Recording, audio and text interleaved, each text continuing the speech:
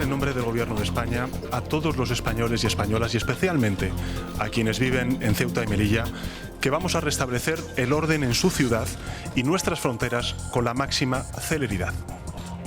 Seremos firmes para garantizar su seguridad ante cualquier desafío, ante cualquier eventualidad y bajo cualquier circunstancia.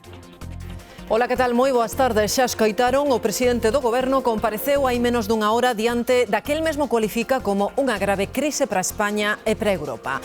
Sánchez confirmou que vai restablecer a orde nas fronteiras con Marrocos e que devolverá aos inmigrantes. A comparecencia chega no día despois da entrada masiva de milleiros de inmigrantes a nado en Ceuta, coa pasividade dos axentes de Marrocos na maior avalancha que se produce en anos e que se cobrou unha vítima mortal. As imaxes dos inmigrantes entrando a nado e vagando por territorio español percorren o mundo.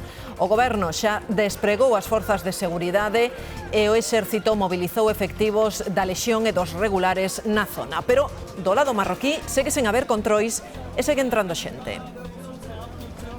O líder da oposición, Pablo Casado, di que xa advertiran desta crise diplomática con Marrocos hai un mes, cando se soubo da presenza do líder da Fronte Polisaria nun hospital español aonde tería chegado con pasaporte falso.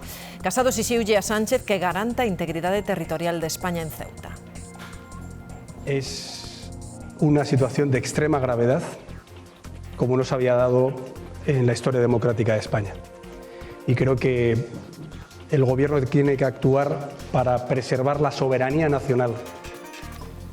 O Ministerio de Interior asegura que porá todos os medios para protexer a fronteira. Tras o Consello de Ministros, Marlaska anunciou que xa se devolveran a Marrocos a máis de 2.700 inmigrantes que entraran por Ceuta nas últimas horas e puxo sobre a mesa que o seu departamento ten 30 millóns de euros para a cooperación e coordinación con Marrocos e con outros países para loitar contra a inmigración ilegal.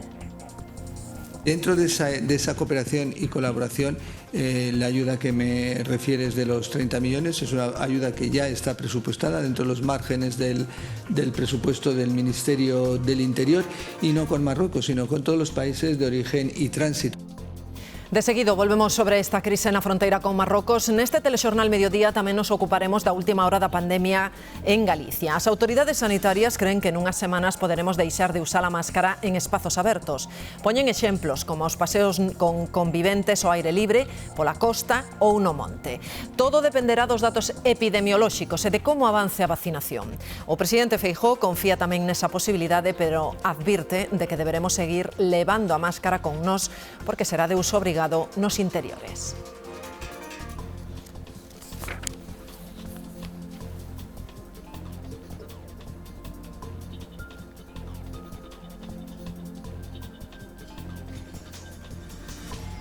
Tiñamos problemas para poder escoitar as palabras do presidente da Xunta. Os 2 millóns de españois menores de 60 anos que xa recibiron a primeira dose de AstraZeneca saberán hoxe que vai pasar coa segunda. A Comisión de Saúde Pública decide esta tarde se lle administran a dose que lles falta desa mesma vacina ou se lle dan a de Pfizer. Xa transcendeu que os expertos da Comisión apostan por dar a segunda dose da mesma marca, pero sobre a mesa están tamén os resultados do estudo que se fixo sobre a combinación de soros. Ese traballo conclúe que mesturar Pfizer e AstraZeneca é seguro e eficaz. Na reunión desta tarde, Galicia vai defender que se poña a segunda dose de AstraZeneca aos 60.000 galegos que levaron a primeira. O Executivo Autonómico di que non era preciso un estudo para tomar a decisión porque xa había informes internacionais e porque a Axencia Europea do Medicamento avala a segunda dose con AstraZeneca. Nosa opinión, a dos nosos técnicos, é poñer a vacina de AstraZeneca que as persoas que recibiron a primeira, por suposto, non tiveron ningún tipo de reacción. Pero, repito, hoxe pola tarde se avanzará e esperemos xa que esta decisión se tome o máis rápido posible. O conselleiro de Sanidade facía estas declaracións durante unha visita ao cribado que se fixo esta mañá no Porto de Vigo. É o segundo en 15 días despois de que no anterior se detectasen 21 positivos entre os traballadores. Para seguir buscando asintomáticos, agora fixéronlle a proba a todos os empregados das empresas deses 21 contaxiados que se confirmaran no primeiro test. De mantener isto un pouco máis controlado, non? Pareceme moi ben, a verdade, que así polo menos hai un pouquiño máis de controle, así. Estaremos tamén na comarca coruñesa da Barbanza porque leva semanas baixo o foco dos expertos sanitarios. Agora mesmo só o Concello de Ribeira ten restriccións, pero o certo é que os contaxios están repuntando, Raquel, tamén na Pobra, en Boiro e en Rianxo. É que aquí en Ribeira, Marta, levan xa semanas con restriccións, pero a incidencia acumulada a 14 días segue sendo superior aos 200 casos. Non baixan eses casos e notase nos concellos da contorna. Chama atención, por exemplo, a Pobra do Caramiñal. Dos 18 positivos, 15 son desta última semana e aumentan tamén noutros concellos como Boiro e Rianxo, eso sí, en menor medida.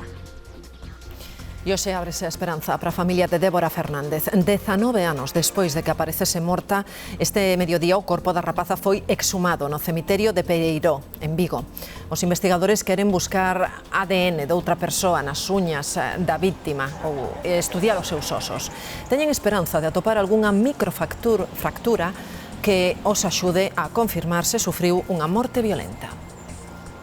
É incomprensible que non se buscara o ADN debaixo das uñas do corpo de Débora. En este caso que o que se vamos a intentar atopar, ou que, por exemplo, tamén que non se fixeran radiografías de cabeza para baixo. E falaremoslles tamén dos futuros médicos. Os cambios que acaba de introducir o Ministerio de Sanidade no sistema de repartición de prazas de médicos residentes están a xerar polémica.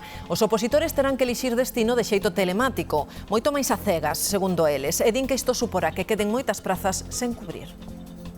Si quedan plazas vacías, de si se pierde transparencia en la elección, etcétera, al final eso repercute en la calidad de la atención que se va a poder aportar en los hospitales, porque si los servicios sanitarios pierden personas, al final la atención se va a ver mermada sí o sí. Onte foi o Día Grande da nosa lingua e os galegos elixiron esta canle para celebrar a data, regalándonos unhas cifras de audiencias memorables. A media do día foi do 11,4% de cota de pantalla.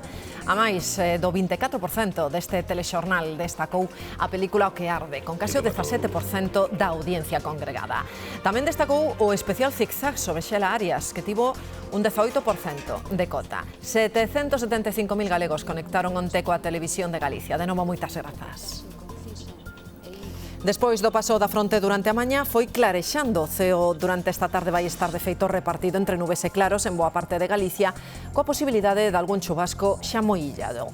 As temperaturas máximas non teñen cambios e o vento sopra frouxo do noroeste.